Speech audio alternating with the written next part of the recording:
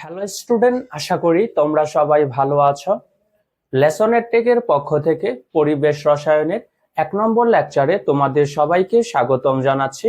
আমি পাশে আছি তোমাদের অপূর্ব স্যার। আজকের ক্লাসে আমরা বেসিক্যালি গ্যাসীয় সূত্রগুলো নিয়ে আলোচনা করব।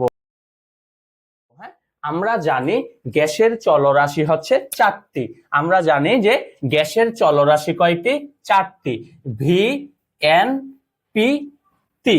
এখানে ভি দ্বারা আমরা বোঝাচ্ছি কি আয়তন, এন হচ্ছে মূল সংখ্যা, পি হচ্ছে চাপ এবং টি হচ্ছে কেলভিন তাপমাত্রা। গ্যাসের চলরাশি 4টি। ভি হচ্ছে আয়তন, এন হচ্ছে মূল সংখ্যা, পি হচ্ছে চাপ এবং টি হচ্ছে কি তাপমাত্রা। আমরা এই 4টি চলরাশি একদম সিরিয়াল ভাবে মনে রাখবো। হ্যাঁ, প্রথমে আমরা কি দিয়েছি? ভি। ভি দ্বারা আয়তন বোঝাচ্ছে, তারপর এন, এন দ্বারা মূল সংখ্যা বোঝাচ্ছে, পি দ্বারা চাপ বোঝাচ্ছে এবং টি দ্বারা তাপমাত্রা বোঝাচ্ছে। আমরা এই গ্যাসের 4টি চলরাশি একদম সিরিয়াল ভাবে মনে রাখবো। হ্যাঁ, আমরা যখন ভি এর সাথে এন কে মিলাবো, আমরা যখন ভি এর সাথে আয়তনের সাথে যখন আমরা মূল সংখ্যাকে মেলাবো, তখন সেটাকে নাম দেব হচ্ছে এ। আমরা যখন আয়তনের সাথে পি কে মেলাবো, তখন সেটার নাম দেব হচ্ছে কি বি। এবং আমরা যখন আয়তনের সাথে তাপমাত্রাকে মেলাবো, তখন সেটার নাম দেব সি। আবারও বলছি, একটু শোনো। আমরা যখন ভি এর সাথে এন কে মেলাবো, তখন সেটাকে এ বলবো। ভি এর সাথে যখন পি কে মেলাবো, তখন আমরা সেটাকে বি বলবো। এবং ভি এর সাথে আমরা যখন টি কে মিলাবো, তখন সেটাকে সি বলবো। এখানে এ দ্বারা বোঝানো হচ্ছে কি অ্যাভোগাড্রো। এ দ্বারা কি বোঝানো হচ্ছে? অ্যাভোগাড্রো। বি দ্বারা বোঝানো হচ্ছে কি বয়েল এবং সি দ্বারা বোঝানো হচ্ছে কি চার্লস। এ দ্বারা বোঝানো হচ্ছে কি অ্যাভোগাড্রো, বি দ্বারা বোঝানো হচ্ছে বয়েল এবং সি দ্বারা বোঝানো হচ্ছে চার্লস। আমরা অ্যাভোগাড্রোর সূত্রটা একটু খেয়াল করে দেখব। এই অ্যাভোগাড্রোর সূত্রে কি বলা হয়েছে দেখো। আমরা এখানে চলরাশি থেকে বলেছিলাম কি অ্যাভোগাড্রোর সূত্রটা হচ্ছে কি ভি এর সাথে আমরা এন কে মিলাবো, তাই তো? তাহলে এখানে কোন আমরা ভি আর এন কে মিলাচ্ছি, এখানে পি এবং টি তাকে কিন্তু আনা হয়নি। যেহেতু পি এবং টি এখানে নেই, তাই আমরা বলবো কি অ্যাভোগাড্রোর সূত্রে পি এবং টি স্থির থাকবে। আবারও বলছি, শোনো। অ্যাভোগাড্রোর সূত্রে আমরা কি করব? এই ভি কে আমরা এন এর সাথে মেলাবো, তাই তো? এই ভি কে আমরা এন এর সাথে মেলাবো এবং নাম দেব অ্যাভোগাড্রো সূত্র, তাই তো? এখানে পি এবং টি কিন্তু নেই, তাই আমরা তাদেরকে কি বলবো? পি এবং টি হচ্ছে কি স্থির থাকবে। তুমি অ্যাভোগাড্রোর সূত্রটা দেখো, আমরা তাই লিখেছি যে তাপমাত্রা ও চাপ স্থির থাকলে, তাপমাত্রা ও চাপ স্থির থাকলে কোন গ্যাসের আয়তন তার মূল সংখ্যার সমানুপাতিক।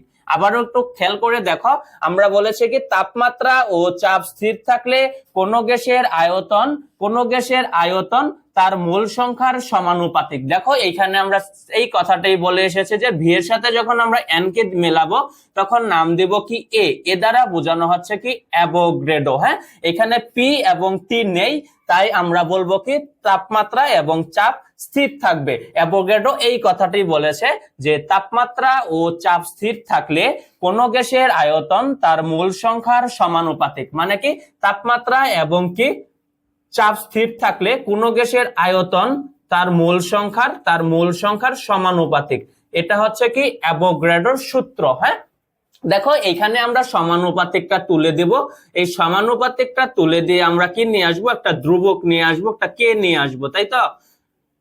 দেখো তাহলে এখানে ধ্রুবকের মানটা কি হবে? ধ্রুবকের মানটা এইভাবে হবে, তাই তো? কে ইকুয়াল আমরা কি লিখতে পারি? ভি বাই এন, তাই তো? এখানে কি কেটা কি ধ্রুবক। তাহলে এই সূত্রটাকে আমরা কিভাবে লিখতে পারবো? আমরা অবশ্যই এই সূত্রটাকে এভাবে লিখতে পারবো, V one by N one equal V two by N two, তাই তো? এটা এভাবে চলতে থাকবে, যেহেতু এটা একটা ধ্রুবক আমরা জানি না। হ্যাঁ, কে যেহেতু একটা ধ্রুবক, এখানে কত সংখ্যক হবে আমরা জানি না। হ্যাঁ, তাই এভাবে আমরা ডট ডট দিয়ে যাব। হ্যাঁ, এখানে ভি1 দ্বারা কি বোঝাবে? আদি আয়তন বোঝাবে। এন1 দ্বারা কি বোঝাবে? আদি মূল সংখ্যা বোঝাবে। ভি2 দ্বারা কি বোঝাবে? চূড়ান্ত আয়তন। এবং এন2 দ্বারা বোঝাবে চূড়ান্ত মূল সংখ্যা। আশা করি অ্যাভোগাড্রো সূত্রটা বুঝতে পেরেছো। আমি আবারও বলি, একটু শোনো। অ্যাভোগাড্রো সূত্রটা কি হচ্ছে কি তাপমাত্রা এবং চাপ স্থির থাকলে কোন গ্যাসের আয়তন তার মোল সংখ্যার সমানুপাতিক, মানে আয়তন ভি ভলিউমটা তার মোল সংখ্যার সমানুপাতিক, মানে এন এর সমানুপাতিক। দেখো আমরা এখানে এই কথাটাই লিখেছি, তাই তো? আয়তন কি তার মোল সংখ্যার সমানুপাতিক, আমরা সমানুপাতিক তুলে দিয়ে একটা ধ্রুবক নিয়ে আসছি, তাই তো? সমানুপাতিকের জায়গায় আমরা একটা ধ্রুবক নিয়ে আসছি, তাই তো? ইকুয়াল ধ্রুবক নিয়ে আসছি। দেখো তাহলে এখানে আমরা ধ্রুবকটা যদি বের করতে চাই তাহলে কি হবে, ভি বাই এন। এখান থেকে আমরা লিখতে পারি ভি1 বাই এন1, ভি2 বাই এন2। এখানে চলরাশি থেকে কি বলেছিলাম, যে আমরা যখন ভি এর সাথে যখন আমরা পি কে মিলাবো তখন সেটার নাম দেব কি ভি বা বি বা বয়েলের সূত্র, তাই তো?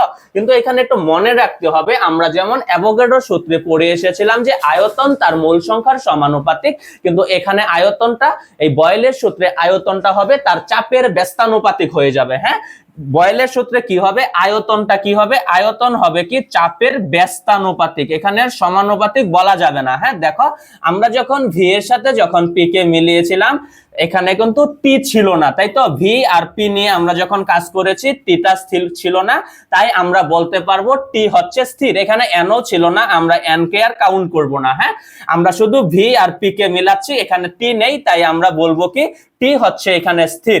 বয়েলের সূত্রটা একটু খেয়াল করে দেখো, বলা হয়েছে কি তাপমাত্রা স্থির থাকলে, হ্যাঁ যেহেতু টি নেই তাই আমরা বলবো তাপমাত্রা স্থির থাকলে কোন গ্যাসের আয়তন তার চাপের ব্যস্তানুপাতিক। হ্যাঁ, তুমি আবারও বলছি একটু শোনো, কি বলেছে, বয়েল বলেছে কি তাপমাত্রা স্থির থাকলে কোন গ্যাসের আয়তন তার চাপের ব্যস্তানুপাতিক। দেখো এই যে আয়তন ভি কি হবে, তার চাপের ব্যস্তানুপাতিক হবে 1 পি। এটা কি, এটা হচ্ছে কি বয়েলের সূত্র। ওকে, আমরা এখানে সমানুপাতিকটা তুলে দেব, তাই তো? সমানুপাতিক তুলে দিয়ে সমান চিহ্ন নিয়ে আসবো এবং একটা কি নিয়ে আসবো, ধ্রুবক নিয়ে আসবো, তাই তো? আমরা কি লিখতে পারি কে 1/পি, তাই তো? আমরা এখানে যদি কে এর মানটা বের করতে চাই তাহলে কি হবে, কে ইকুয়াল আমরা কি লিখতে পারবো, কে ইকুয়াল লিখতে পারবো হচ্ছে কি পিভি, তাই তো? কে ইকুয়াল কি লিখতে পারবো আমরা, কে ইকুয়াল লিখতে পারবো পিভি। এখান থেকে আমরা সূত্রটা লিখতে পারবো, তাই তো? আমরা কি লিখতে পারবো, পি1 ভি1 ইকুয়াল পি2 ভি2, এইভাবে কি এটা চলতে থাকবে, তাই তো?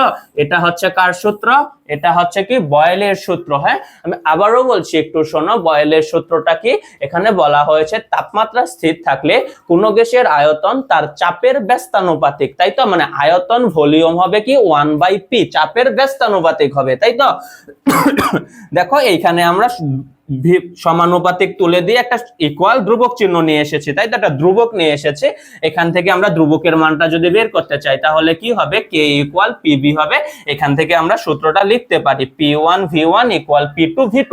এখানে পি দ্বারা বোঝাচ্ছে প্রাথমিক চাপ, ভি দ্বারা ভি1 দ্বারা পি1 দ্বারা বোঝাচ্ছে হয় প্রাথমিক চাপ, ভি1 দ্বারা বোঝাচ্ছে কি প্রাথমিক আয়তন, পি2 দ্বারা বোঝাচ্ছে কি চূড়ান্ত চাপ এবং ভি2 দ্বারা বোঝাচ্ছে কি চূড়ান্ত আয়তন। ওকে, আশা করি বুঝতে পেরেছো। দেখো চার্লসের সূত্রটা আমরা কি বলেছিলাম, চার্লসের সূত্রে আমরা ভি এর সাথে কাকে মিলাবো, আমরা যখন ভি এর সাথে টি কে মিলাবো তখন নাম দিব কি চার্লস বা সি নাম দিব, তাই তো? দেখো একটু মিল আছে, আমরা এ কে মিলানোর সময় বলেছি অ্যাভোগাড্রো, যখন ভি এর সাথে এন মিলাইছি বলেছি এ মানে অ্যাভোগাড্রো, ভি এর সাথে যখন পি মিলিয়েছি বলেছি কি বি মানে বয়েল। আমরা এখন ভি এর সাথে যখন টি কে মিলাচ্ছি এটাকে নাম দিচ্ছি কি সি, সি দ্বারা বোঝাচ্ছে চার্লসের সূত্র। ওকে, দেখো এই চার্লসের সূত্রে কি নেই, আমরা যখন ভি এর সাথে টি কে মিলিয়েছি তখন কিন্তু এই সূত্রে কি নেই, পিটা নেই, পি নিয়ে কোনো কথা বলা হয়নি, তাই আমরা বলবো কি পিটা স্থির থাকবে। দেখো চাপ স্থির রয়েছে। ওকে, চার্লসের সূত্রে কি হবে, পি নিয়ে যেহেতু কোনো আলোচনা হয়নি তাই আমরা বলবো কি পিটা এখানে স্থির রয়েছে। দেখো এই যে বলেছি যে চাপ স্থির থাকলে কোন গ্যাসের আয়তন তার পরম তাপমাত্রার সমানুপাতিক হবে। কি বলেছে, চাপটা যদি স্থির থাকে, চাপ স্থির থাকলে কোন গ্যাসের আয়তন তার পরম তাপমাত্রার সমানুপাতিক। দেখো চার্লসের সূত্রে আমরা ভি এবং টি নিয়ে কাজ করেছি, তাই তো? পিটাকে আনা হয়নি, তাই বলতেছি পিটা হচ্ছে স্থির। এই যে এখানে এই কথাটাই বলা হয়েছে যে চাপ স্থির থাকলে, পি স্থির থাকলে কোন গ্যাসের আয়তন তার পরম তাপমাত্রার সমানুপাতিক, মানে কি কোন গ্যাসের আয়তন তার পরম তাপমাত্রার সমানুপাতিক, এটা হচ্ছে কি চার্লসের সূত্র। ওকে, আমরা এখান থেকে কি করব, সমানুপাতিকটাকে তুলে দিব, তাই তো? সমানুপাতিকটা তুলে দেব, আমরা কে এর মানটা বের করতে চেষ্টা করব, তাই তো? কে ইকুয়াল আমরা কি লিখবো, কে ইকুয়াল লিখবো হচ্ছে কি ভি বাই টি, তাই তো? কে ইকুয়াল আমরা কি লিখবো, ভি বাই টি লিখবো। এখান থেকে আমরা সূত্রটি লিখে ফেলবো। আমরা কি লিখতে পারি, V one by T one equal V two by T two. এটা হচ্ছে কি চার্লসের সূত্র। ওকে, এটা এভাবে চলতে থাকবে। হ্যাঁ, যদি তিনটা আয়তন দেওয়া থাকে আমরা লিখবো V three by T three, এভাবে লিখতে থাকবো। ওকে, দেখো এইখানে ভি ওয়ান দ্বারা বোঝাচ্ছে প্রাথমিক আয়তন, টি ওয়ান দ্বারা বোঝাচ্ছে প্রাথমিক তাপমাত্রা। ওকে, এবং ভি টু দ্বারা বোঝাচ্ছে কি চূড়ান্ত আয়তন, এবং টি টু দ্বারা বোঝাচ্ছে কি চূড়ান্ত তাপমাত্রা। হ্যাঁ, আশা করি বুঝতে পেরেছো। দেখো চার্লসের সূত্রে কি বলেছে, চার্লসের সূত্রে বলেছে কি ভি সমানুপাতিক টি, মানে এখানে পি নেই, মানে চাপ নেই, তাই আমরা বলতেছি কি চাপ স্থির থাকবে। চাপ স্থির থাকলে কোনো গ্যাসের আয়তন হবে কি তার পরম তাপমাত্রার সমানুপাতিক, মানে কেলভিন তাপমাত্রার সমানুপাতিক হবে। ওকে, আমরা লিখতে পারবো কি ভি সমানুপাতিক টি। এখান থেকে আমরা লিখেছি V one by T one, V two by T two. Okay, দেখো 4 নম্বরটা দেখো, এখানে বলা হয়েছে গ্যালোসাকের সূত্র। হ্যাঁ, আমরা যখন এই চলরাশিতে পি এবং টি কে মিলাবো, ওকে, আমরা যখন এই চারটি চলরাশির মাঝে পি এবং টি কে মিলাবো তখন সেটাকে বলবো জি। এখানে জি দ্বারা বোঝানো হচ্ছে কি গ্যালোসাক। হ্যাঁ, গ্যালোসাকের সূত্র কি হবে, পি আর টি নিয়ে কাজ করব। এখানে ভিটা কি থাকবে, উজ্জ্ব থাকবে, বিটা থাকবে না। এই জন্যই আমরা বলবো কি গ্যালোসাকের সূত্রে ভি স্থির থাকবে, মানে আয়তন স্থির থাকবে। এই দেখো গ্যালোসাকের সূত্রে কি বলা হয়েছে, আয়তন স্থির থাকলে, ওকে, আয়তন স্থির থাকলে কি হবে, কোনো গ্যাসের চাপ কি হবে, তার কেলভিন তাপমাত্রার সমানুপাতিক হবে। ওকে, আয়তন যদি স্থির থাকে কোনো গ্যাসের চাপ কি হবে, তার কেলভিন তাপমাত্রার সমানুপাতিক হবে। কারণ আমরা গ্যালোসাকের সূত্রে কি পি এবং টি নিয়ে কাজ করেছি, এখানে ভিটা কি ছিল না, তাই আমরা বলবো যে এই সূত্রে ভিটা স্থির থাকবে। ওকে, এই যে বলেছে যে আয়তন স্থির থাকলে কোনো গ্যাসের চাপ তার কেলভিন তাপমাত্রার সমানুপাতিক। ওকে, দেখো কোনো গ্যাসের চাপ কি হবে, তার কেলভিন তাপমাত্রার সমানুপাতিক হবে, পি সমানুপাতিক টি, তাই তো? দেখো আমরা এই সূত্রটাকে লিখতে চেষ্টা করি। সমানুপাতিক তুলে আমরা কি নিয়ে আসব, সমানুপাতিক তুলে দিয়ে আমরা একটা কি সমান চিহ্ন, একটা ধ্রুবক নিয়ে আসব, তাই তো? কে ধ্রুবক, আমরা এখানে ধ্রুবকের মানটা বের করি। দেখো কি হচ্ছে, তাহলে হচ্ছে পি বাই টি।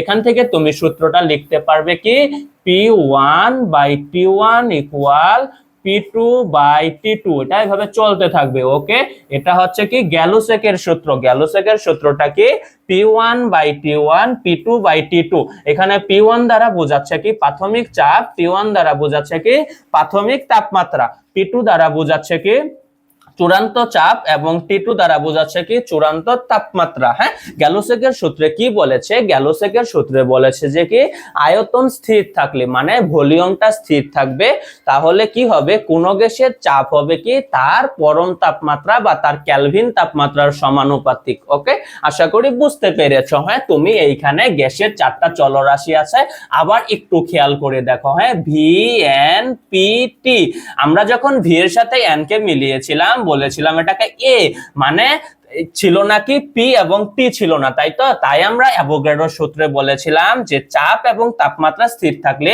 কোনো গ্যাসের আয়তন তার মূল সংখ্যার সমানুপাতিক হবে। ওকে, আমরা যখন ভি এর সাথে পি মিলিয়েছিলাম নাম দিয়েছিলাম কি ভি, ভি দিয়ে বোঝাচ্ছিলাম যে বয়েল, ঠিক আছে? বয়েলের সূত্রে কি ছিল না, টি ছিল না, তাই আমরা বলেছি যে তাপমাত্রা স্থির থাকলে কোনো গ্যাসের আয়তন তার চাপের ব্যস্তানুপাতিক। ওকে, আমরা যখন ভি এর সাথে যখন টি কে মিলিয়েছিলাম তখন আমরা কি বলেছিলাম যে এখানে পিটা ছিল না। আমরা যখন ভি এর সাথে টি মিলিয়েছিলাম তখন পি ছিল না, তাই পি স্থির ছিল, তাই তো? চার্লসের সূত্রে কি হবে, চাপ স্থির থাকলে কোনো গ্যাসের আয়তন তার পরম তাপমাত্রার সমানুপাতিক হবে। ওকে, আমরা যখন পি আর টি কে যখন মিলাবো, পি আর টি কে যখন মিলাবো নাম দিব হচ্ছে গ্যালোসাক, তাই তো?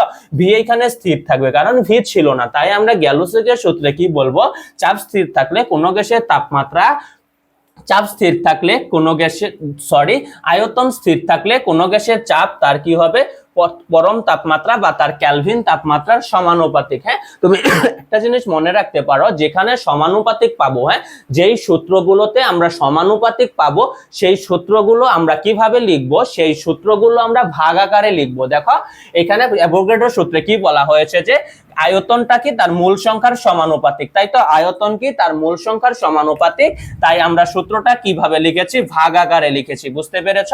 আর যেখানে তুমি সূত্রটা পাবা ব্যস্তানুপাতিক পাবা, হ্যাঁ, যেখানে সূত্রে তুমি ব্যস্তানুপাতিক পাবা সেখানে সূত্রটা তুমি সমানুপাতিক আকারে লিখবা, মানে গুণ আকারে লিখবা, বুঝতে পেরেছ। দেখো এই বয়েলের সূত্রের সেম কেসটা হয়েছে যে চাপের ব্যস্তানুপাতিক, তাই তো চাপের ব্যস্তানুপাতিক, তাই সূত্রটা আমরা কি আকারে লিখেছি, গুণ আকারে লিখেছি। তুমি এভাবে এটা শর্টকাট উপায়ে মনে রাখতে পারো। আমি আবারও বলি, একটু শোনো, তুমি যেখানে কি পাবে, তুমি যেখানে পাবা সমানুপাতিক, ঠিক আছে, যে সূত্রগুলো তুমি সমানুপাতিকের ব্যাখ্যা পাবে তখন তুমি সূত্রটা কিভাবে লিখবে, তখন সূত্রটা তুমি ভাগ আকারে লিখবে, ঠিক আছে। আর যখন তুমি ব্যস্তানুপাতিকের ব্যাখ্যা পাবে তখন তুমি সূত্রটা গুণ আকারে লিখবে, হ্যাঁ, তাহলে আর কখনো হয়তো ভুল হবে না। হ্যাঁ, ভয়েলের সূত্রে কি ছিল, ভয়েলের সূত্রে ছিল কি আয়তন তার চাপের ব্যস্তানুপাতিক ছিল, তাই তো ভয়েলের সূত্রে কি ছিল, আয়তন ছিল তার চাপের ব্যস্তানুপাতিক, তাই আমরা লিখেছি ভি সমানুপাতিক 1/p, ঠিক আছে। এবং চার্লসের সূত্রে কি ছিল, আয়তন তার কেলভিন তাপমাত্রার সমানুপাতিক, এজন্য আমরা লিখেছি কি ভি সমানুপাতিক টি, ঠিক আছে। চাপটা কি বয়েলের সূত্রে চাপ হচ্ছে আয়তনের ব্যস্তানুপাতিক এবং চার্লসের সূত্রে আয়তন হচ্ছে কি তাপমাত্রার সমানুপাতিক। ওকে, তাই আমরা এখানে কি লিখতে পারি, আমরা লিখতে পারি যে ভি সমানুপাতিক টি বাই ভি সমানুপাতিক কি লিখতে পারি, টি বাই পি লিখতে পারি, তাই তো। দেখো কি বলেছে, আমরা কি ছিল, আমাদের ভয়েলের সূত্রে কি ছিল, ভয়েলের সূত্রে ছিল আয়তন চাপের ব্যস্তানুপাতিক। দেখো আয়তনটা এখানে চাপের ব্যস্তানুপাতিকই রয়েছে, ঠিক আছে। এবং চার্লসের সূত্রে কি ছিল, আয়তন তাপের সমানুপাতিক। এই দেখো আয়তনটা কি তাপমাত্রার সমানুপাতিক রয়েছে, ঠিক আছে। আমরা এখান থেকে কি করব, সমানুপাতিক চিহ্নটাকে তুলে দিব, তাই তো। আমরা তাহলে ভি সমানুপাতিক কি নিয়ে আসবো, একটা ধ্রুবক নিয়ে আসবো, কি লিখতে পারি, ধ্রুবকটাকে আমরা উপরে লিখে দিলাম, তাই তো, পি। তাহলে আমাদের সূত্রটা কি দাঁড়াচ্ছে, আমরা এখান থেকে যদি ধ্রুবকের মানটা বের করতে চাই তাহলে কি লিখতে পারবো কি টিটা নিচে হবে, পি আর ভিটা উপরে হবে, বুঝতে পেরেছো। দেখো ধ্রুবক এই টি এর সাথে কি আছে, গুণ আকারে আছে, তাই তো। আমরা যখন ধ্রুবকের মানটা যখন বের করব এটা কি হয়ে যাবে, ভাগ আকারে হয়ে যাবে, ঠিক আছে। এই দেখো ভাগ হয়ে গিয়েছে নিচে গিয়ে। ওকে, তাই এখান থেকে আমরা এই সূত্রটাকে কিভাবে লিখতে পারবো, আমরা এই সূত্রটাকে লিখতে পারবো যে P1 V1 by T1 equal P2 V2 by T2, বুঝতে পেরেছো। দেখো আবারও বলছি, একটু খেয়াল করে দেখো, আমরা বয়েলের সূত্র ছিল কি আয়তন চাপের ব্যস্তানুপাতিক, চার্লসের সূত্র ছিল আয়তন তাপমাত্রার সমানুপাতিক, ঠিক আছে।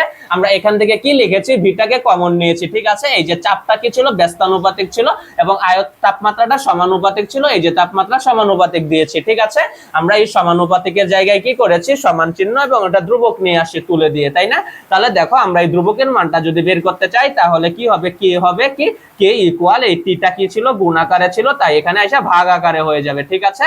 তাই আমরা কি লিখতে পারি, পিভি বাই টি, ঠিক আছে। এটাকে আমরা কি করতে পারি, এভাবে লিখে যেতে পারি, ঠিক আছে।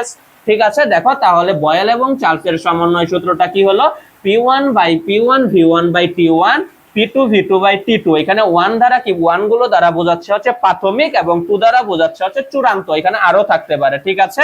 দেখো আমরা এই সমন্বয় সূত্র থেকে একটু আগে আমরা যে বয়েল, চার্লস এবং অ্যাভোগাড্রোর বয়েল, চার্লস এবং গ্যালুসেকের সূত্র পড়ে এসেছিলাম, আমরা এই বয়েল এবং চার্লসের সমন্বয় সূত্র থেকে সেই তিনটা সূত্র আবারও লিখতে পারবো। দেখো তুমি যদি এই সূত্রে যদি কি করো, পিটাকে যদি স্থির রাখো, দেখো তুমি যদি এই সূত্রে, এই সমন্বয় সূত্রে যদি কি করো, পিটাকে যদি স্থির রাখো তাহলে তো পি আউট হয়ে যাবে। তাহলে আমাদের সূত্রটা কি দাঁড়াবে, V1 by T1 equal V2 by T2, বুঝতে পেরেছো। আমি আবারও বলছি, তো খেয়াল করো, এই বয়েল এবং চার্লসের সমন্বয় সূত্র থেকে তুমি যদি পিটাকে স্থির রাখো, মানে পি স্থির রাখলে কি হবে, পি আউট হয়ে যাবে, তাই তো। P1 এবং P2 আউট হয়ে যাবে, থাকবে কি V1 T1। দেখো আমরা তাই লিখেছি V1 by T1 V2 by T2, তাই তো। এখানে কি স্থির রয়েছে, এখানে পি স্থির রয়েছে, তাই তো। পি যেন কার সূত্রে স্থির থাকে বলতো, পি কার সূত্রে স্থির থাকবে, আমরা পড়ে এসেছিলাম না যে চার্লসের সূত্রে পিটা স্থির থাকবে। তাহলে এটা কার সূত্র, এটা হচ্ছে কি চার্লসের সূত্র, ঠিক আছে। আর তুমি এখন এবার এই সূত্রে কি করবে, এবার এই সূত্রে তুমি ভিটাকে স্থির রাখো। এই সূত্রে তুমি যখন ভিটাকে স্থির রাখবে তখন এটা কার সূত্র হবে, তুমি যখন ভিটাকে স্থির রাখবে তখন V1 এবং V2 আউট হয়ে যাবে, তাই তো। থাকবে P1 বাই T1 এবং P2 বাই T2, তাই তো। এটা থাকবে P1 বাই T1 এবং বা ইকুয়াল P2/T2। এই সূত্রে কে স্থির রয়েছে? এই সূত্রে ভি মানে ভলিউমটা স্থির রয়েছে। ভলিউম কার সূত্রে স্থির থাকবে? ভলিউম হচ্ছে কি গ্যালুসাকের সূত্রে স্থির থাকবে। আমরা একটু আগেই পড়ে এসেছি, ঠিক আছে? তাহলে এটা কার সূত্র? এটা হচ্ছে গ্যালুসাকের সূত্র। বুঝতে পেরেছো? এই সমন্বয় সূত্রে যখন আমরা টিটাকে স্থির রাখবো, ঠিক আছে, আমরা যখন এই বয়েল-চার্লসের সমন্বয় সূত্রে টিটাকে স্থির রাখবো তখন টিটা তো আউট হয়ে যাবে, তাই তো? তাহলে আমাদের সূত্রটা কি দাঁড়াবে? দাঁড়াবে হচ্ছে কি P1V1 ইকুয়াল P2V2। এটা যেন কার সূত্র ছিল? এটা কি কার সূত্র ছিল? এখানে টিটা স্থির ছিল, তাই তো? টি স্থির থাকলে আমরা কি বলবো? এটা হচ্ছে কি বয়েলের সূত্র, ঠিক আছে? দেখো আমরা বয়েল এবং চার্লসের সমন্বয় সূত্র থেকে চার্লসের সূত্র, গ্যালুসেকের সূত্র এবং বয়েলের সূত্র তিনটা নিয়ে এসেছি, ঠিক আছে? এটা কিন্তু কিছুক্ষণ আগে আমরা একটা অন্য উপায়ে পড়েছিলাম। তুমি এখান থেকেও এই তিনটা সূত্র মনে রাখতে পারবে। আমরা এখন আদর্শ গ্যাসের সমীকরণটি দেখব, ঠিক আছে? আদর্শ গ্যাসের সমীকরণ কি? PV equal nRT. আদর্শ গ্যাসের সমীকরণটা কি? PV equal nRT. এখানে পি দ্বারা বোঝাচ্ছে চাপ, ভি দ্বারা আয়তন, এন দ্বারা কি মোল সংখ্যা, আর হচ্ছে কি সার্বজনীন মোলার গ্যাস দ্রবক, এবং টি হচ্ছে কি কেলভিন তাপমাত্রা, ঠিক আছে? এই আদর্শ গ্যাসের সমীকরণটি কোন জায়গা থেকে এসেছে? অ্যাভোগাড্রোর সূত্র, বয়েলের সূত্র এবং চার্লসের সূত্র, ঠিক আছে? অ্যাভোগাড্রোর সূত্র, বয়েলের সূত্র এবং চার্লসের সূত্র, এই তিনটা সূত্রের সমন্বয় করে আদর্শ গ্যাসের সমীকরণটা এসেছে, ঠিক আছে? দেখো আমরা পড়ে এসেছিলাম কি বয়েলের অ্যাভোগাড্রোর সূত্রে পড়ে এসেছিলাম ভি সমানুপাতিক এন, তাই তো? বয়েলের সূত্রে পড়ে এসেছিলাম কি ভি সমানুপাতিক 1/p, এবং চার্লসের সূত্রে পড়ে এসেছিলাম ভি সমানুপাতিক টি। এখান থেকে কি করতে পারি? আমরা ভিটাকে কি করতে পারি? কমন নিতে পারি। দেখো তিনটা সূত্রে কি আছে? ভি আছে, তাই তো? আমরা সমানুপাতিক চিহ্নটা দিয়ে দিলাম, তাই না? দেখো এইখানে কি হচ্ছে? মোল সংখ্যা এবং তাপমাত্রা হচ্ছে কি আয়তনের সমানুপাতিক, তাই তো? মোল সংখ্যা এবং তাপমাত্রা হচ্ছে আয়তনের সমানুপাতিক, তাই আমরা লিখে দিলাম কি এন টি।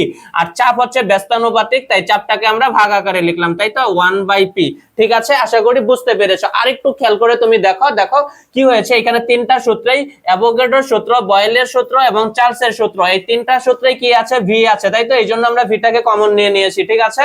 দেখো এখানে কি হয়েছিল? অ্যাভোগাড্রোর সূত্রে হচ্ছে কি মোল সংখ্যা এবং কি চার্লসের সূত্রে কি তাপমাত্রা, কেলভিন তাপমাত্রা, তাই তো? এরা কি আয়তনের সমানুপাতিক, তাই আমরা আয়তনের সাথে সমানুপাতিক লিখেছি, ঠিক আছে? এবং বয়েলের সূত্রে কি চাপটা হচ্ছে আয়তনের ব্যস্তানুপাতিক, এই যে ব্যস্তানুপাতিক লিখেছি, ওকে? আমরা এখন কি করব? এই সমানুপাতিক চিহ্নটাকে কি করব? তুলে দিব, ঠিক আছে? সমানুপাতিক চিহ্ন তুলে দিয়ে আমরা কি নিয়ে আসবো? সার্বজনীন মোলার গ্যাস দ্রবক নিয়ে আসবো, মানে আর নিয়ে আসবো, ঠিক আছে? আরটাকে কি করতে পারি? আমরা উপরে লিখতে পারি, তাই তো? আর এন টি বাই পি, ঠিক আছে? এই জায়গা থেকে কি হয়েছে? এই জায়গা থেকেই হয়েছে কি আদর্শ গ্যাসের সমীকরণটি এসেছে। দেখো তুমি একটু গুছিয়ে কিভাবে লিখতে পারো, দেখো ক্রস গুণন করো, ভি এর নিচে কিছু নাই মানে 1 আছে, তাই তো? তাহলে কি হবে? এনআরটি বাই পিভি হবে। পিভি ইকুয়াল কি হবে? এনআরটি হবে। আমরা কি লিখতে পারি? একটু ক্রস গুণন করে দেখো যে পি এর সাথে ভি কে লিখতে পারি, তাই তো? এবং এনআরটি লিখতে পারি, তাই না? তাহলে আমরা কি লিখবো? PV equal nRT. এটা কি? এটাই হচ্ছে কি আমাদের আদর্শ গ্যাসের সমীকরণ, ঠিক আছে? এই আদর্শ গ্যাসের সমীকরণটা কোন জায়গা থেকে এসেছে? অ্যাভোগাড্রোর সূত্র, বয়েলের সূত্র এবং চার্লসের সূত্র, ঠিক আছে? এই তিনটা সূত্রের সমন্বিত রূপটাই হচ্ছে কি আদর্শ গ্যাসের সমীকরণ, মানে পিভি ইকুয়াল এনআরটি সূত্রটি, ঠিক আছে? দেখো পিভি ইকুয়াল এনআরটি সূত্র থেকে আমরা কি করতে পারি? পিভি ইকুয়াল এনআরটি, তাই তো? পিভি ইকুয়াল এনআরটি, এই সূত্র থেকে আমরা কি করতে পারি? এই সূত্র থেকে আমরা বিভিন্ন উপায়ে সার্বজনীন মোলার গ্যাস দ্রবক মানে আর এর মানগুলো বের করতে পারি, ঠিক আছে? আমরা যদি লিখি যে আর ইকুয়াল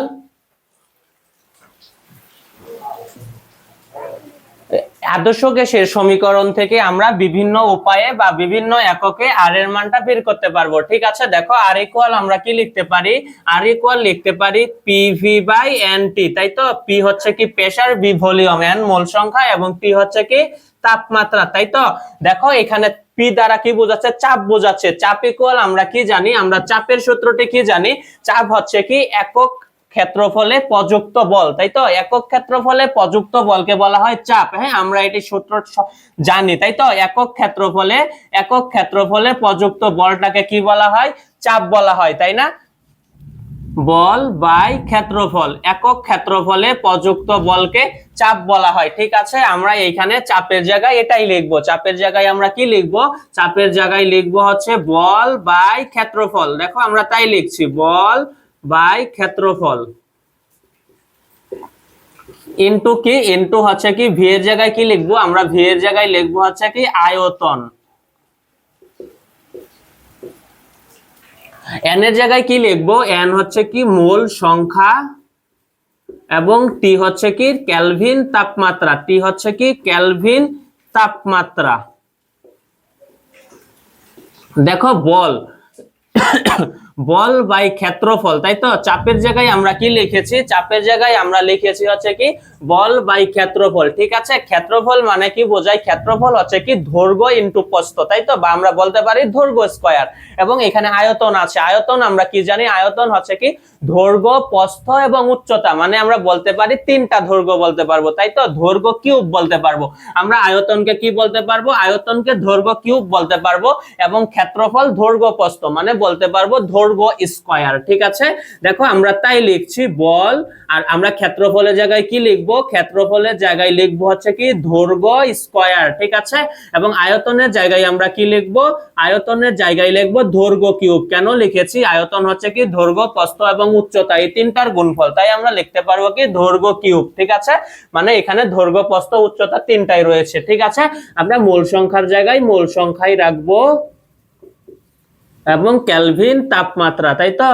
একটু ভালো খেয়াল করে দেখো, এই ক্ষেত্রফলের জায়গায় আমরা কি লিখেছি? ক্ষেত্রফলের জায়গায় আমরা লিখেছি দৈর্ঘ্য স্কয়ার। কারণ ক্ষেত্রফল কি? ক্ষেত্রফল হচ্ছে কি দৈর্ঘ্য এবং প্রস্থের গুণফল। মানে আমরা এখানে লিখতে পারবো দুইটা দৈর্ঘ্য আছে। ঠিক আছে, এই জন্য লিখেছি দৈর্ঘ্য স্কয়ার। এবং আয়তন আমরা কি জানি? আয়তন হচ্ছে কি দৈর্ঘ্য, প্রস্থ এবং উচ্চতা। মানে এখানে তুমি লিখতে পারবা কি তিনটা দৈর্ঘ্য বোঝাচ্ছে। ঠিক আছে, এই জন্য আমরা লিখেছি কি দৈর্ঘ্য কিউব। মূল সংখ্যার জায়গায় মূল সংখ্যা রেখেছি এবং কেলভিন তাপমাত্রার জায়গায় কেলভিন তাপমাত্রায় রেখেছি। ঠিক আছে, দেখো আমরা এখন কি করতে পারি? এই দৈর্ঘ্য স্কয়ার আর দৈর্ঘ্য কিউব কি করতে পারি? কেটে দিতে পারি, তাই তো? তাহলে কি থেকে যাবে? তাহলে কিন্তু আরেকটা দৈর্ঘ্য থেকে যাবে, তাই তো? বল ইনটু দৈর্ঘ্য। দেখো আমরা দৈর্ঘ্য স্কয়ার এবং দৈর্ঘ্য কিউব কেটে দিয়েছি, তাই তো? দেখো নিচের দুইটা দৈর্ঘ্য স্কয়ার, তাহলে দৈর্ঘ্য স্কয়ারটা চলে যাবে, হ্যাঁ। আর এখানে দৈর্ঘ্য কিউব তিনটা আছে, দুইটা চলে গেলে আরেকটা থাকবে। এই যে আমরা আরেকটা লিখেছি। ঠিক আছে, আর নিচে কি লিখতেছি? নিচে লিখেছি হচ্ছে কি, নিচে আছে আমাদের মোল সংখ্যা ইনটু কেলভিন তাপমাত্রা। কেলভিন তাপমাত্রা। দেখো উপরে কি হয়েছে? উপরে হয়েছে বল ইনটু দৈর্ঘ্য। ঠিক আছে, বল ইনটু দৈর্ঘ্য কাকে বলে? এই বল ইনটু দৈর্ঘ্যই কিন্তু হচ্ছে কাজ। কারণ আমরা জানি কি যে বল প্রয়োগে বলের অভিমুখে যদি বস্তুর সরণ ঘটে তাহলে সেটাকে আমরা কাজ বলবো। ঠিক আছে, বল বলে যে বল কি? বল ইকুয়াল হচ্ছে কি ফোর্স, তাই তো? ফোর্স মানে হচ্ছে কি বল, তাই না? এফ লিখেছি। আর দৈর্ঘ্য হচ্ছে কি সরণ বা এস, তাই তো? তাহলে আমরা এমন একটা সূত্র জানি না যে W equal F dot S, তাই তো? কাজ কি? বল এবং সরণের ডট গুণফল, তাই না? তাহলে আমরা বল ইনটু দৈর্ঘ্য মানে বল ইনটু দৈর্ঘ্য জায়গায় কি লিখতে পারি? বল ইনটু দৈর্ঘ্যের জায়গায় আমরা লিখতে পারি হচ্ছে কি কাজ। ঠিক আছে, এবং মোল নিচে হবে কি মোল সংখ্যা ইনটু কেলভিন তাপমাত্রা। মোল সংখ্যা ইনটু কেলভিন কেলভিন তাপমাত্রা। ঠিক আছে, মূল সংখ্যা ইনটু কেলভিন তাপমাত্রা। ওকে, দেখো কাজ, কাজের একক আমরা কি লিখতে পারি? এসআই এককে কাজের একক হচ্ছে জুল, যেটা আমরা সকলেই জানি, তাই না? এই কাজের জায়গায় আমরা কি লিখবো? কাজের জায়গায় আমরা লিখবো জুল। ঠিক আছে, এবং মূল সংখ্যাটা উপরে চলে গেলে কি হবে? উপরে চলে গেলে হবে কি পার মোল, এবং কেলভিন তাপমাত্রা কেলভিন উপরে চলে গেলে হবে পার কেলভিন। তাহলে আমরা কি পেলাম? আমরা পেলাম যে এসআই পদ্ধতিতে, এটা কি এসআই পদ্ধতি, তাই তো? এই এসআই পদ্ধতিতে আর এর একক কি? আর এর একক হচ্ছে জুল পার মোল পার কেলভিন। ঠিক আছে, দেখো আর একটু খেয়াল করে দেখো, আমরা পড়েছিলাম কি এখানে প্রেসার পি, পি এর জায়গায় লিখেছি বল বাই ক্ষেত্রফল। কারণ চাপ হচ্ছে কি একক ক্ষেত্রফলে প্রযুক্ত বল। ঠিক আছে, এই ক্ষেত্রফলের জায়গায় আমরা লিখেছি দৈর্ঘ্য স্কয়ার এবং আয়তনের জায়গায় লিখেছি দৈর্ঘ্য কিউব। দৈর্ঘ্য স্কয়ার আর দৈর্ঘ্য কিউব কেটে দিলে আমরা কি পাবো? আমরা পাবো একটা দৈর্ঘ্য। ঠিক আছে, আর বল বলের জায়গায় স্থির রয়েছে। ঠিক আছে, বল ইনটু দৈর্ঘ্য, এটাকে আমরা বলতে পারবো হচ্ছে কি কাজ। ঠিক আছে, এই কাজ কাজের একক হচ্ছে জুল, পার মোল উপরে চলে গেলে কি মোলটা উপরে চলে গেলে হবে পার মোল এবং কেলভিন উপরে চলে গেলে পার কেলভিন। ঠিক আছে, তাই এসআই এককে কাজের একক কি হবে, এসআই পদ্ধতিতে কি হবে, আর এর একক কি হবে, হবে কি জুল পার মোল পার কেলভিন। লিটার অ্যাটমসফিয়ারে আর এর মান নির্ণয় করবো আমরা। ঠিক আছে, লিটার এটিএম এককে মানে লিটার অ্যাটমসফিয়ার এককে আর এর মান নির্ণয় করব। ঠিক আছে, দেখো লিটার অ্যাটমসফিয়ার এককে চাপ হচ্ছে 1 এটিএম। ঠিক আছে, চাপ হচ্ছে 1 এটিএম, আয়তন হচ্ছে কত 22.414 লিটার, কারণ লিটার অ্যাটমসফিয়ার এককে আয়তনটাকে লিটারে লিখতে হয়। ঠিক আছে, আয়তন লিটারে লিখলে কত হবে 22.414 লিটার। ঠিক আছে, এন হচ্ছে কি মোল সংখ্যা হচ্ছে 1 মোল এবং তাপমাত্রা কত 273.15 কেলভিন। ঠিক আছে, এখন আমরা এই সমীকরণে মানটা বসাবো। ঠিক আছে, আমরা চাপ কত লিখবো, চাপ লিখবো 1 এটিএম। ঠিক আছে, এবং আয়তন কত লিখবো, আয়তন লিখবো 22.414 লিটার। ওকে, এন লিখবো কত 1 মোল এবং তাপমাত্রা লিখবো 273.15 কেলভিন। ঠিক আছে, ক্যালকুলেটর চাপলে এটার মানটা কত আসবে, মান আসবে হচ্ছে 0.0821। ঠিক আছে, এমন একটা কাছাকাছি মান আসবে। ঠিক আছে, তুমি এই মানটাই লিখতে চেষ্টা করবা। ঠিক আছে, 0.0821। এটার একক কি হবে, একক হবে কি লিটার এটিএম। ঠিক আছে, কারণ লিটার আর এটিএম উপরে আছে, এই মোলটা যদি নিচ থেকে উপরে চলে যায় তাহলে পার মোল হয়ে যাবে এবং কেলভিনটা নিচ থেকে উপরে চলে গেলে পার কেলভিন হয়ে যাবে, তাই তো। তাহলে কি হবে পার মোল ইনটু পার কেলভিন, তাই তো। দেখো লিটার অ্যাটমসফিয়ার এককে আর এর মান কত হচ্ছে 0.0821 লিটার এটিএম পার মোল পার কেলভিন। ঠিক আছে, আশা করি বুঝতে পেরেছো। এসআই এককটা দেখবো আমরা। হ্যাঁ, এসআই এককে আমরা আর এর মান নির্ণয় করব। ঠিক আছে, এসআই এককে চাপটা লিখতে হবে প্যাসকেল এককে। ঠিক আছে, এসআই এককে চাপটা লিখতে হবে প্যাসকেল এককে। ঠিক আছে, চাপের মান কত 101.325 into 10⁻³ newton per metre square. ঠিক আছে, এসআই এককে আমরা চাপটা লিখবো হচ্ছে কি প্যাসকেল এককে এবং ভলিউমটা লিখবো কি স্যার, ভলিউমটা লিখবো কিউবিক মিটার এককে। ঠিক আছে, কিউবিক মিটার এককে ভলিউমের মান কত হবে 22.414 ইন্টু 10⁻³ মিটার কিউব। ঠিক আছে, এটা হচ্ছে কি ভলিউমের মান। ভলিউমের মান কত এসআই এককে কিউবিক মিটার এককে ভলিউমের মান কত হবে 22.414 ইন্টু 10⁻³ মিটার কিউব। ওকে, এবং এন হবে কি 1 মোল এবং তাপমাত্রা হবে 273.15 কেলভিন। আমরা এখন এই সমীকরণে মানগুলো বসাবো। ঠিক আছে, আমরা চাপের মান কত লিখবো, চাপের মান লিখবো 101.325 ইন্টু 10⁻³ কি লিখবো নিউটন পার মিটার স্কয়ার, কারণ এসআই এককে চাপের মানটা লিখতে হয় কি প্যাসকেল এককে। এটা হচ্ছে কি প্যাসকেল এককে চাপের মান। ঠিক আছে, পরে লিখবো হচ্ছে ভি এর জায়গায় আমরা কি লিখবো কিউবিক মিটার এককে, তাই তো। কিউবিক মিটার এককে আয়তন কত 22.414 ইন্টু 10⁻³ মিটার কিউব। ওকে, এবং মোল সংখ্যা কত হবে, মোল সংখ্যা হবে 1 মোল এবং তাপমাত্রা হবে 273.15 কেলভিন। ঠিক আছে, আবারও বলছি তো খেয়াল করে দেখো, এসআই এককে চাপ কত হবে, চাপ হবে প্যাসকেল এককে লিখবো চাপের মানটা। হ্যাঁ, 101.325 into 10⁻³ newton per metre square এবং ভলিউমটা লিখবো আমরা কিউবিক মিটার এককে। ঠিক আছে, 22.414 ইন্টু 10⁻³ মিটার কিউব। মোল সংখ্যা লিখবো 1 মোল এবং তাপমাত্রা লিখবো 273.15 কেলভিন। ঠিক আছে, এটাকে যদি ক্যালকুলেশন করো তাহলে মান আসবে 8.314। ঠিক আছে, এটার কাছাকাছি মান আসবে, তুমি মানটা ঠিক এটাই লিখবে। ঠিক আছে, এসআই এককে আর এর মান কত 8.314 ইন্টু 314 জুল পার মোল পার কেলভিন। ঠিক আছে, এসআই এককে আর এর মান কত হবে? 8.314 জুল পার মোল পার কেলভিন হবে। ঠিক আছে, দেখো এটা কিভাবে এসেছে, জুল পার মোল পার কেলভিনটা কিভাবে এসেছে আমরা একটু দেখবো। ঠিক আছে, দেখো আমাদের উপরে কি ছিল? উপরে ছিল নিউটন পার মিটার স্কয়ার, তাই না? আমরা লিখে ফেললাম হচ্ছে নিউটন পার মিটার স্কয়ার। ওকে, আর কি ছিল? আর ছিল কি মিটার কিউব ছিল, তাই না? নিচে কি ছিল? নিচে ছিল হচ্ছে কি মোল, আর কি ছিল? নিচে ছিল মোল এবং ছিল কি কেলভিন, তাই তো?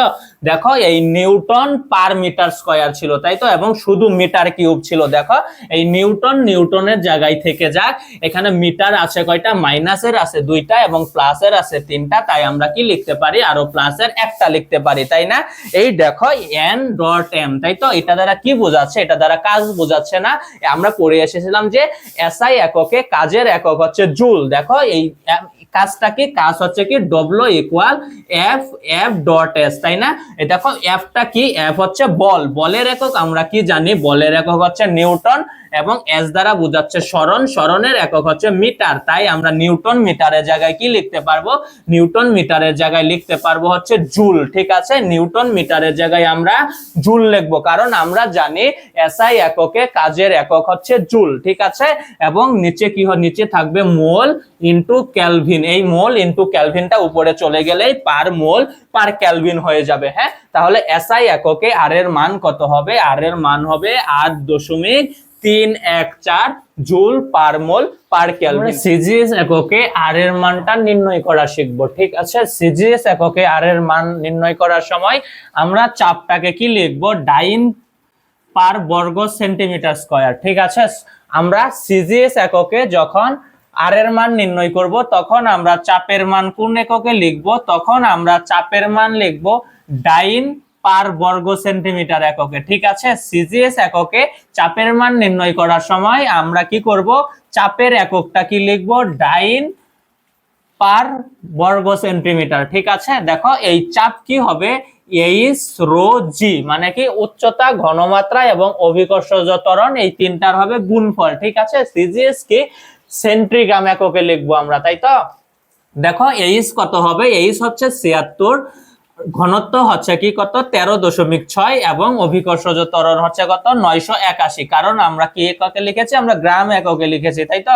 দেখো অভিকর্ষজ ত্বরণ আমরা কত জানতাম? 9.81 মিটার সেকেন্ড ইনভার্স 2, তাই তো? মিটার সেকেন্ড ইনভার্স 2, কিন্তু এখানে কিভাবে লেখা হয়েছে? এখানে লেখা হয়েছে কি সেন্টিমিটার এককে, তাই তো? তাই এটার সাথে কত গুণ হয়েছে? 100 গুণ হয়েছে, সেখান থেকে আসছে কত? 981। ঠিক আছে, এবং চাপের একক কি হয়েছে? চাপের একক হয়েছে কি ডাইন পার বর্গ সেন্টিমিটার। ওকে, এবং আয়তন কি হয়? সিজিএস এককে আয়তন লিখতে হয় হচ্ছে কি ঘন সেন্টিমিটার এককে। ঠিক আছে, আয়তন লিখতে হয় ঘন সেন্টিমিটার এককে। সিজিএস এককে আয়তনের মান কত? 22,414 সেন্টিমিটার কিউব। ওকে, এবং এন হচ্ছে 1 মোল এবং তাপমাত্রা হচ্ছে 273.15 কেলভিন। ওকে, আমরা এখন এই সূত্রে মানগুলো বসাবো। ঠিক আছে, আমরা চাপের মান কত বসাবো?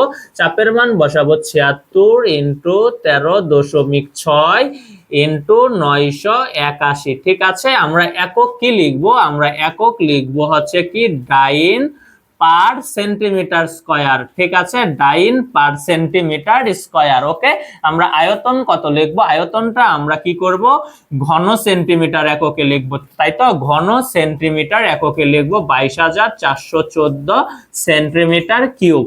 ঠিক আছে, এবং আমরা এন লিখবো হচ্ছে কি এন হচ্ছে 1 মোল এবং তাপমাত্রা হচ্ছে 273.15 কেলভিন। ওকে, এটাকে যদি ক্যালকুলেশন করো তাহলে মান আসবে হচ্ছে 8.32 ইন্টু 10⁻⁷ আর্ক পার মোল পার কেলভিন। এটা কিভাবে আসলো? দেখো উপরে কি হয়েছে? উপরে রয়েছে হচ্ছে কি ডাইন পার সেন্টিমিটার, ডাইন পার বর্গমিটার, বর্গ সেন্টিমিটার, তাই তো? ডাইন পার বর্গ সেন্টিমিটার আমরা লিখতেছি ডাইন পার বর্গ সেন্টিমিটার। ওকে, এবং আর কি হয়েছে? আয়তনটা রয়েছে, আয়তনটা কি? আয়তন হচ্ছে ঘন সেন্টিমিটার কিউব। ঠিক আছে, দেখো এই তুমি এই সেন্টিমিটার পার সেন্টিমিটার স্কয়ার এবং সেন্টিমিটার কিউব। এই দুইটাকে যদি কেটে দাও তাহলে কি থাকবে, তাহলে একটা থাকবে হচ্ছে কি ডাইন সেন্টিমিটার, শুধু এইটা থাকবে, ঠিক আছে। এবং নিচে কি থাকবে, নিচে থাকবে হচ্ছে মোল আর কেলভিন, ঠিক আছে। খেয়াল করেছ, দেখো এই dyne per centimetre square into centimetre cube, এইখান থেকে আমরা এই সেন্টিমিটার স্কয়ার পার স্কয়ার এবং কি এই কিউবটাকে যদি কাটি তারপরও কি থাকবে, একটা সেন্টিমিটার থেকে যাবে, ঠিক আছে। এই ডাইন সেন্টিমিটারকেই বলা হয় কি আর্ক। সিজিএস এককে আর এর মানটা কত বের হয়েছে, বের হয়েছে কত 8.8.32 10⁻⁷ আর্ক। এটাকে যদি ক্যালকুলেশন করো তাহলে মানটা এমন আসবে, ঠিক আছে। এবং আমরা কি করেছি, ডাইন সেন্টিমিটার পার সেন্টিমিটার স্কয়ার এবং সেন্টিমিটার কিউব ছিল, সেটার জায়গায় আমরা কত বসিয়েছি, সেটার জায়গায় আমরা আর্ক বসিয়েছি, হ্যাঁ। কারণ আমরা কি জানি, এক ডাইন সেন্টিমিটার ইকুয়াল এটা সমান, এটা মানেই কত আর্ক, ঠিক আছে। সিজিএস এককে কাজের একক হচ্ছে কি আর্ক, ঠিক আছে। তাহলে মানটা কত বের হয়েছে, 8.32 10⁻⁷ আর্ক পার মোল পার কেলভিন। আশা করি বুঝতে পেরেছো। আমরা এখন ক্যালোরি এককে আর এর মান বের করব, হ্যাঁ। আমরা কি জানি, আমরা জানি 1 ক্যালোরি সমান 4.18 জুল, তাই না। তাহলে আমরা এসআই এককে আর এর মানটা কিন্তু বের করেছিলাম, কত বের করেছিলাম, 8.314 জুল পার মোল পার কেলভিন, ঠিক আছে। তাহলে আমরা সেখান থেকে কি লিখতে পারি, লিখতে পারি 4.18 জুল ইকুয়াল 1 ক্যালোরি, তাই না। তাহলে 1 জুল সমান কত হবে, 1 জুল সমান হবে 1/4.18 ক্যালোরি, 1/4.18, তাই তো। কি হবে, হ্যাঁ, এত জুল সমান সমান 1 ক্যালোরি, তাহলে 1 জুল সমান সমান এত ক্যালোরি হবে, তাই তো। এত 1/এত এবং কত, আমরা কত জুল বের করেছিলাম, 8.314, তাই না। আমরা এসআই এককে বের করেছিলাম 8.31 জুল পার মোল পার কেলভিন, তাই তো। পার মোল পার কেলভিন ইকুয়াল তাহলে কত হবে, দেখো পার মোল পার কেলভিন ইকুয়াল কত হবে, কত হবে, হবে হচ্ছে কি উপরে আমরা লিখবো 1 ক্যালোরি ইনটু কত 8.314 জুল পার মোল পার কেলভিন, তাই তো। এবং নিচে কি লিখবো, আমরা নিচে লিখবো হচ্ছে 4.18 জুল, ওকে। এই জুল এবং এই জুল আমরা কেটে দিব, তাহলে ক্যালকুলেশন করলে মানটা আসবে কত, 1.987, ওকে। এবং একক কি হবে, একক হবে ক্যালোরি পার মোল পার কেলভিন, বুঝতে পেরেছ।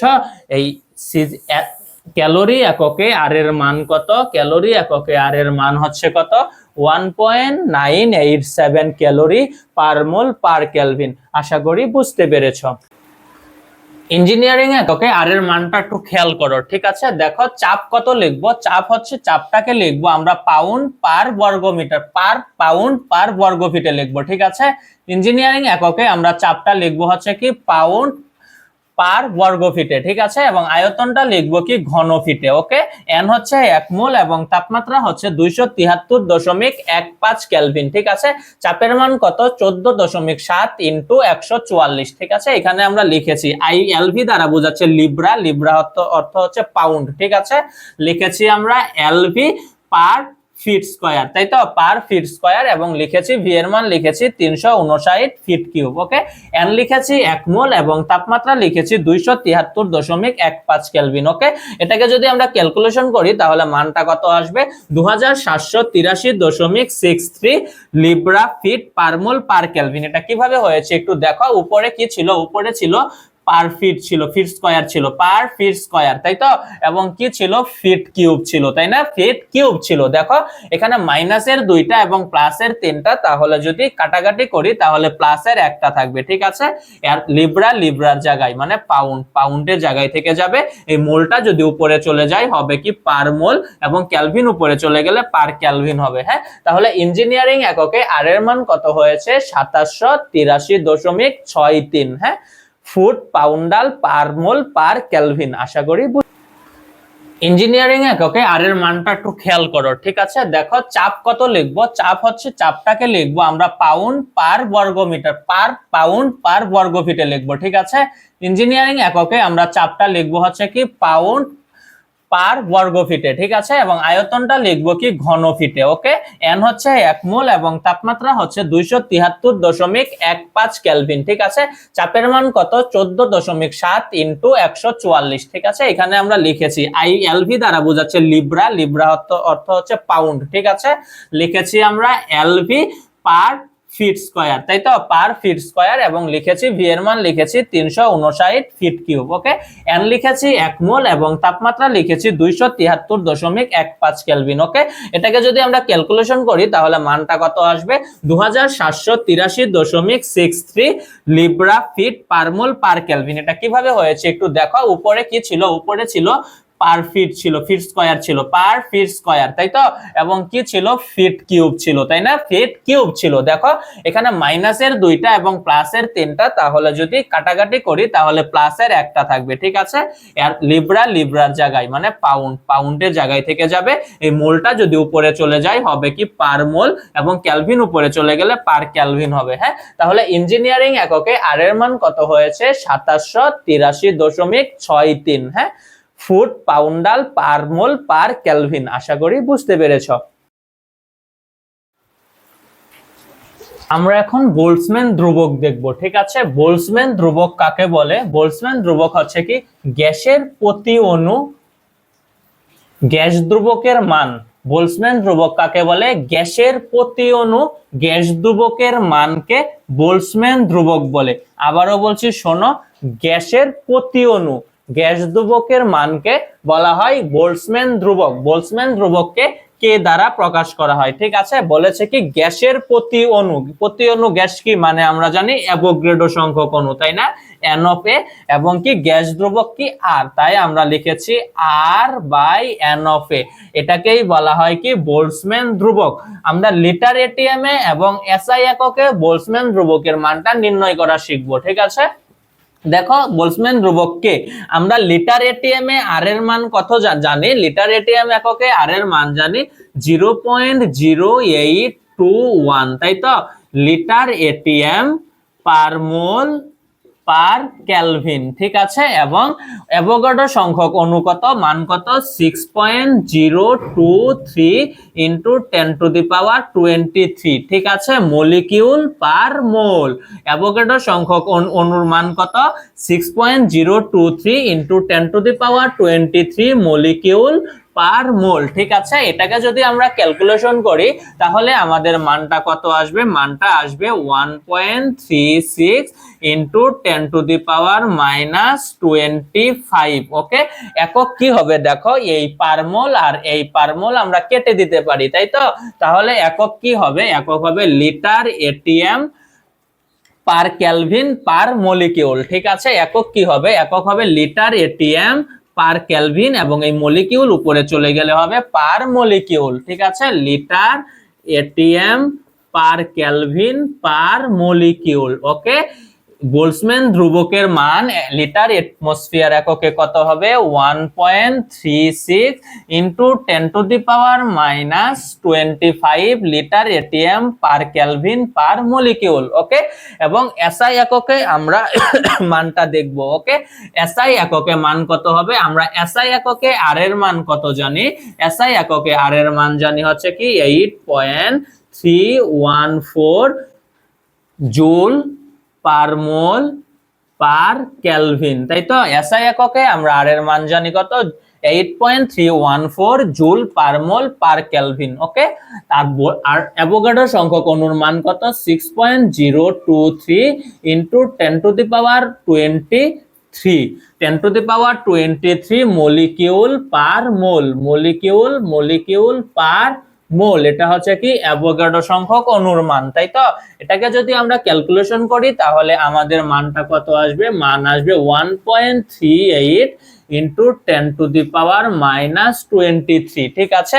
একক কি হবে? একক হবে joule per kelvin per molecule. কিভাবে হয়েছে আমি বলে দিচ্ছি, দেখো। এই পার মোল আর এই পার মোল আমরা কেটে দিতে পারি, তাই তো? তাহলে আমাদের এককটা কি থাকবে? একক থাকবে জুল পার কেলভিন। আমরা তাই লিখেছি জুল পার কেলভিন, এবং এই মলিকিউলটা যদি উপরে চলে যায় তাহলে কি হবে? তাহলে হবে কি পার মলিকিউল। ঠিক আছে, আশা করি বোল্টজম্যান ধ্রুবক কি এবং বোল্টজম্যান ধ্রুবকের লিটার অ্যাটমসফিয়ার এবং এসআই এককে মানগুলো বুঝতে পেরেছো।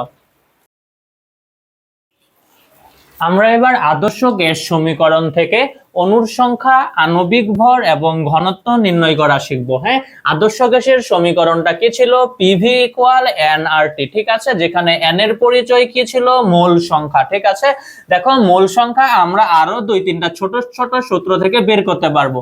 মোল সংখ্যা কি? মোল সংখ্যা হচ্ছে কি আমরা কোনো গ্যাসের ভরকে তার আণবিক ভর দিয়ে যদি ভাগ করে দেই তাহলে আমরা মূল সংখ্যা পেয়ে যাব। ঠিক আছে, মূল সংখ্যা কি লিখতে পারি? মূল সংখ্যা n ইকুয়াল লিখতে পারি আমরা W/m, কিংবা লিখতে পারি n/n অফ a। এখানে n এর পরিচয় কি? গ্যাসের অণুর সংখ্যা, আর n অফ a কি? অ্যাভোগাড্রো সংখ্যক অণু। ঠিক আছে, দেখো আর এইখানে W এর পরিচয় কি?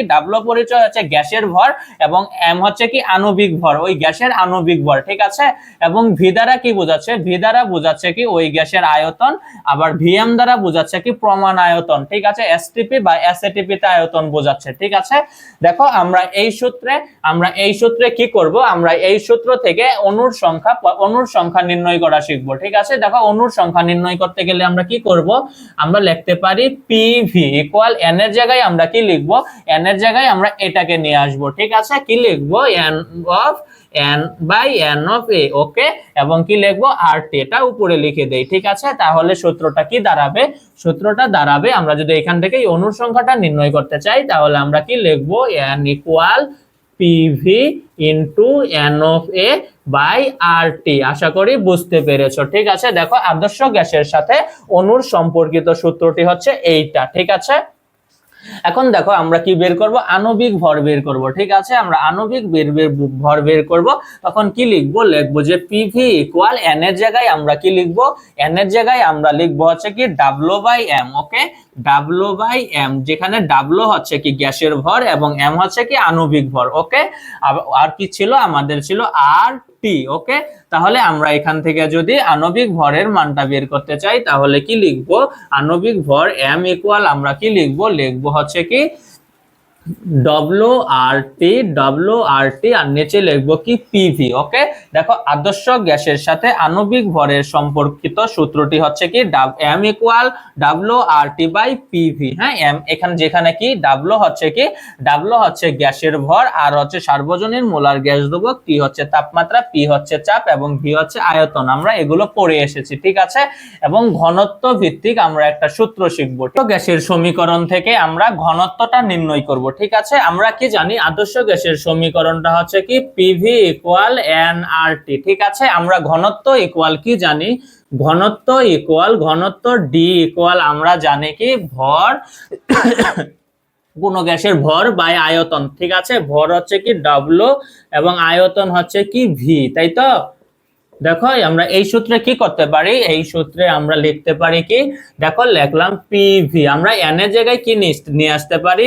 W/m। ওকে, m এর জায়গায় আমরা n এর জায়গায় আমরা W/m নিয়ে আসতে পারি। W হচ্ছে কি ভর এবং m হচ্ছে আণবিক ভর। ওকে, এবং RT, তাই তো? এবং RT, দেখো এখান থেকে আমরা কি করতে পারি? আমরা m টাকে p এর সাথে লিখতে পারি, তাই তো? আমরা লিখলাম pm ইকুয়াল, এবং v টাকে কি নিচে W এর নিচে লিখতে পারি, তাই না? তাহলে আমরা লিখবো W/b। হ্যাঁ, আর RT। ঠিক আছে, দেখো এই W/b হচ্ছে কি? W/b হচ্ছে কি কোন গ্যাসের ঘনত্ব। ঠিক আছে, তাহলে ঘনত্ব ভিত্তিক আদর্শ গ্যাসের সমীকরণটা হবে PM ইকুয়াল হবে W/v এর জায়গায় আমরা লিখবো D এবং RT। ঠিক আছে, তাহলে এটা হচ্ছে কি আদর্শ গ্যাসের সমীকরণের সাথে ঘনত্ব ভিত্তিক সম্পর্ক একটা। ঠিক আছে, আমরা অণুর সংখ্যা নির্ণয় করেছি আদর্শ গ্যাসের সমীকরণ থেকে। এটা হচ্ছে এই সূত্র। আণবিক ভর এটা হচ্ছে এই সূত্র, এবং ঘনত্ব ভিত্তিক এটা হচ্ছে কি এই সূত্র। আশা করি বুঝতে পেরেছ। আমরা বয়েল এবং চার্লসের সমন্বয় সূত্রটা পড়েছিলাম কি? P1 V1/T1 P2V2/T2। ঠিক আছে, এখান থেকে আমরা কি করব, বয়েল এবং চার্লসের ঘনত্ব ভিত্তিক সূত্র নিয়ে আসতে চেষ্টা করব। ঠিক আছে, দেখো আমরা কি জানি, ঘনত্ব ইকুয়াল কি জানি, ডি ঘনত্ব, ডি ইকুয়াল W/V। W কি, W হচ্ছে কি ভর এবং V হচ্ছে কি আয়তন। ঠিক আছে, এই সূত্রে আমরা এটা বসাবো। হ্যাঁ, তাহলে আমরা V ইকুয়াল কি লিখতে পারি, V ইকুয়াল W/D লিখতে পারি। ঠিক আছে, এই সূত্রে আমরা V এর জায়গায় W/D বসাবো। ওকে, দেখো আমরা বসাই, তাহলে কি হবে, P1 লিখতে পারি W/D1। ওকে, নিচে T1 ইকুয়াল P2 W/D2। ঠিক আছে, উভয় পক্ষ থেকে আমরা কি করতে পারি, W কেটে দিতে পারি, বাদ দিতে পারি, তাই না?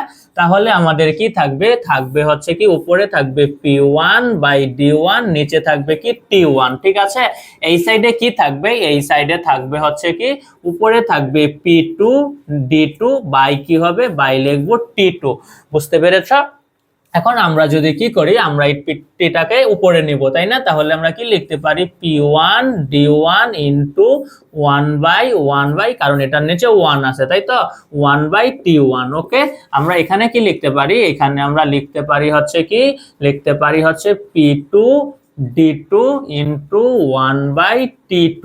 ঠিক আছে, এটাকে যদি আমরা কি করি, এই পিটাকে নিচে, উপরেরটাকে নিচে নামাবো এবং নিচেরটাকে আমরা কি করব, উপরে লিখবো, হ্যাঁ, আমাদের সুবিধার জন্য। তাহলে আমাদের সূত্রটা কি দাঁড়াবে, দাঁড়াবে হচ্ছে D1T1/P1 ইকুয়াল D2T2/P2। এটা হচ্ছে কি, এই সূত্র থেকেও আমরা বয়েলের সূত্র, চার্লসের সূত্র নির্ণয় করতে পারবো ঘনত্ব ভিত্তিক। ঠিক আছে, দেখো আরেকটু খেয়াল করে দেখো, আমরা বয়েল এবং চার্লসের সমন্বয় সূত্রটা পড়েছিলাম, P1V1/T1 ইকুয়াল P2V2/T2। ঠিক আছে, সেখান থেকে আমরা V1 এর জায়গায় কি বসাবো, এই ঘনত্বের সূত্রটা নিয়ে আসবো। হ্যাঁ, W/D। ঠিক আছে, এই যে আমরা W/D লিখেছি। ঠিক আছে, W/D, উভয় পক্ষ থেকে আমরা W কে বাদ দিয়ে দিয়েছি, তাই না? তাহলে কি থাকবে, P1D1/T1 P2D2/T2। ঠিক আছে, দেখো এটা আমরা একটু আমাদের সুবিধার জন্য একটু উল্টায় দিয়েছি। ঠিক আছে, তাহলে সূত্রটা শেষে গিয়ে কি দাঁড়াবে, সূত্রটা শেষে গিয়ে দাঁড়াবে হচ্ছে কি D1T1/P1 এবং D2T2/P2। হ্যাঁ, আশা করি বুঝতে পেরেছ। আমরা বয়েল এবং চার্লসের সমন্বয় সূত্রটা পড়েছিলাম কি, P1V1/T1 P2V2/T2। ঠিক আছে, এখান থেকে আমরা কি করব, বয়েল এবং চার্লসের ঘনত্ব ভিত্তিক সূত্র নিয়ে আসতে চেষ্টা করব। ঠিক আছে, দেখো আমরা কি জানি, ঘনত্ব ইকুয়াল কি জানি, ডি ঘনত্ব, ডি ইকুয়াল W/V।